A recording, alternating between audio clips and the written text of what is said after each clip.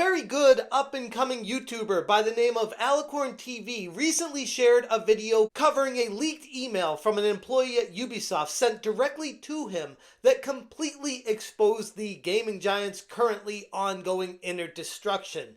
This leaked email talked about how activists were actually dead weight, and Ubisoft management has no idea how to fix the problem. What's going on, guys? Welcome to another episode of Smash JT. This leaked email coming from Ubisoft tells everybody what we're all thinking, but it's fascinating to see that upper management at Ubisoft is finally catching on to what everyone already knew.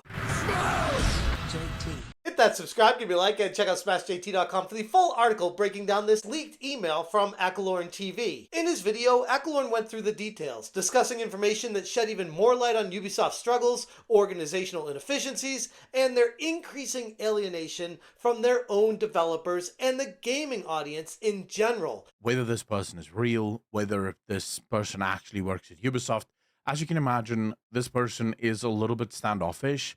They don't know me. They don't know really how I would handle an insider. It's not like I'm Smash JT or Endymion that has a sort of track record with insiders.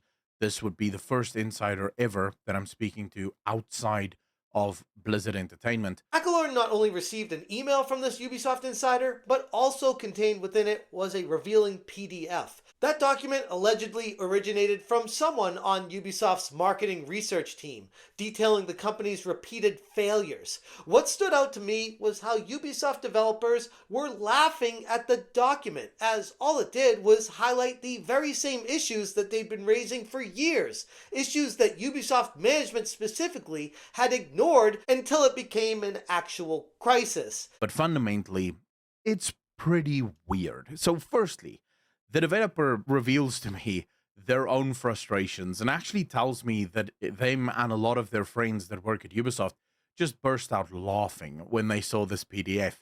Because a lot of these things are things that they've been telling their higher-ups for years now, and they didn't listen. And then the market research guys come out, and I'll be honest with you, reading through that PDF, it's like watching someone state the most obvious stuff ever, and you just go, but how is this not common knowledge? The disconnect between Ubisoft developers and upper management is nothing short of insane at this point. The developers feel unheard, with decisions often dictated by market researchers and logistical bottlenecks rather than creativity or any kind of real expertise in the gaming world. While the document doesn't mention DEI specifically, or diversity, equity, and inclusion, it's hard for me to hear all of this and not immediately jump to the conclusion that DEI was a major part of the problem. And the document actually goes into further explaining why I feel that way. Gaming today, according to these insiders, are more like a factory line and a logistical nightmare than it is about creativity.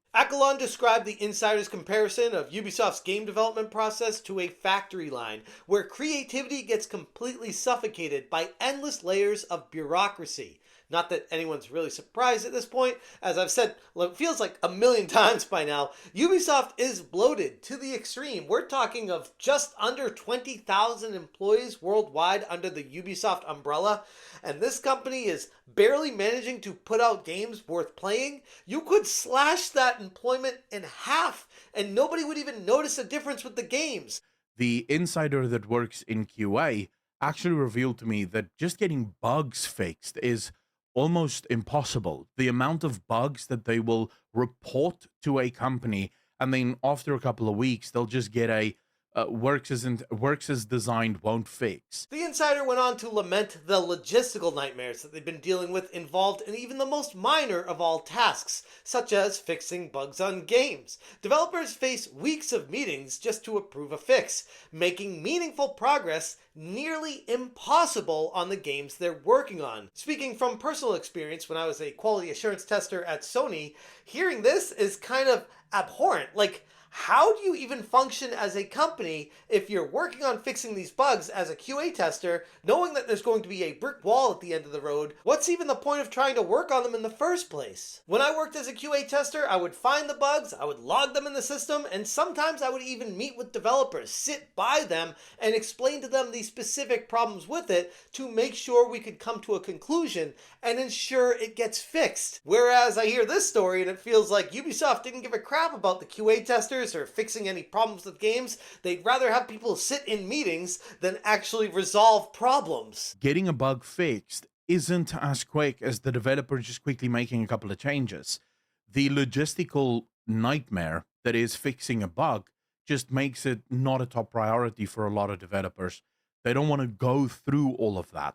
And so they would rather just not do it. This factory-like approach over at Ubisoft has driven out the superstars, which is referred to as the best and brightest developers, those who are seeking opportunities at companies that value innovation over politics and processes. Any real talent that was at Ubisoft at this point is all but gone, according to the leaked email. And speaking of the superstars, there was a striking insight from the leak of the classification of Ubisoft developers. In the email, they classify them in 3 different categories, with the first one being superstars, the highly skilled and often well-known. Most of them have already left Ubisoft. Then the second category, a ring down from that, being the good developers, who are talented but not prominent enough to secure jobs elsewhere.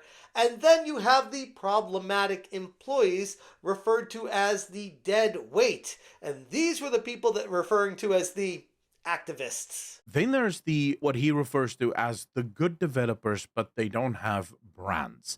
They don't tweet, they don't, and he calls himself one of these developers. They make up a small portion of those developers that are still left at Ubisoft. The problem is, while they're good, they don't have names, so they can't get jobs anywhere else. And then the vast majority of developers is what he call dead weight. They don't know how to do anything. No matter what you give them, they're pretty much always doing it wrong.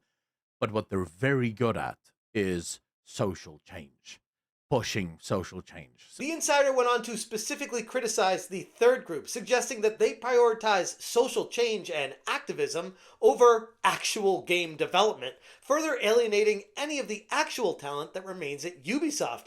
Even the insider was fed up with the activism in gaming and felt it was genuinely detracting from the overall quality of the work being done at the company on a daily basis. These people leaking this information to YouTubers want their companies to succeed. They want to survive, and they see them being rotted from the inside out, and it always ends up being the same problem.